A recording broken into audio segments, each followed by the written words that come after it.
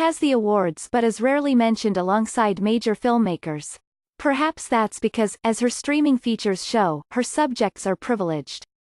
The writer-director Sofia Coppola, Fortune's child, is blessed and cursed for reasons beyond her control. Is it an advantage or disadvantage to have a supportive, larger-than-life father who is a world-famous filmmaker?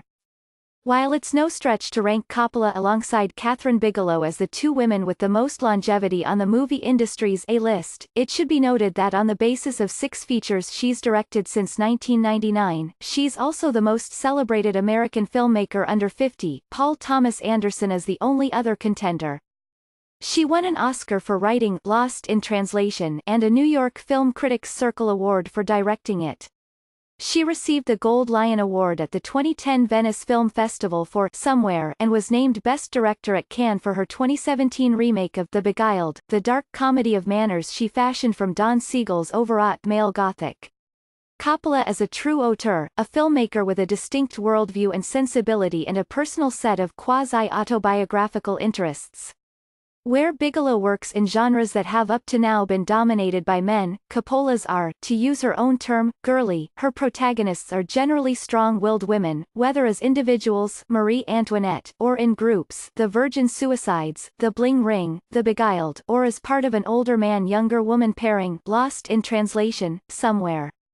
Drawn to father-daughter situations, she is at work on another. Her current project, On the Rocks, is about a young mother, Rashida Jones, daughter of Quincy Jones, reconnecting with her playboy father, Bill Murray. Her characters are typically and blithely privileged, often afflicted with ennui, if not affluenza. Her movies are usually set in protective, even rarefied surroundings, comfortable suburbs in The Virgin Suicides and The Bling Ring, exclusive hotels in Lost in Translation and Somewhere, a boarding school for young women in The Beguiled, and Versailles in Marie Antoinette. Coppola's fondness for cosseted milieus is reinforced by a propensity to sanitize the past. The Beguiled not only evokes a bubble, it is one, a movie set in Virginia during the Civil War that seems oblivious to the state's slave-driven economy. Similarly, Marie Antoinette shows as little interest in the social forces that ignited the French Revolution as it does in the hygienic practices of the royal court. Having grown up as Hollywood royalty, Coppola, 47, takes these insular worlds for granted.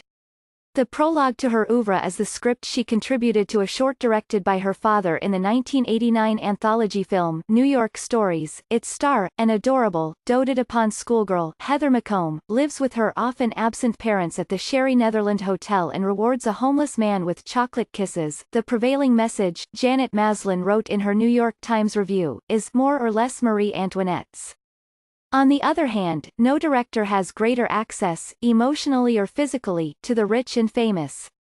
It's hard to say which is more remarkable, Coppola's ability to do extensive filming at Versailles for Marie Antoinette, or Paris Hilton's mad narcissism in letting Coppola use her home as a major location for The Bling Ring, a movie about the actual burglarizing of Hilton's home by a gang of well-off, star-struck teenagers who used online gossip sites to track the whereabouts of celebrities and plot their schemes. Coppola's veteran male protagonists, Bill Murray in Lost in Translation and Stephen Dorff in Somewhere, are sympathetically portrayed celebrities adrift in their own stardom. Dorff's character, stricken with toxic superficiality, floats through a nervous breakdown, but while Lost in Translation is Coppola's sweetest film and Somewhere the saddest, her strongest movies are those whose characters have stardom imposed upon them or set out to steal it. Marie Antoinette, a costume movie whose worked-out choreography is the equivalent of an action extravaganza, and The Bling Ring, a deadpan satire. Scrumptious colors, magnificent sets and upbeat modern music aside, what's impressive about Marie Antoinette is Coppola's attitude, a bold refusal to Frenchify or even periodize her knockout cast, which stars Kirsten Dunst in the title role and Jason Schwartzman as her husband, the future Louis XVI. As a parody of monarchist protocol, Marie Antoinette anticipates The Favorite but loses its edge once Marie and Louis become adults. The fall-off is as drastic as the last 45 minutes of Dad's Apocalypse Now, another attempt to make history.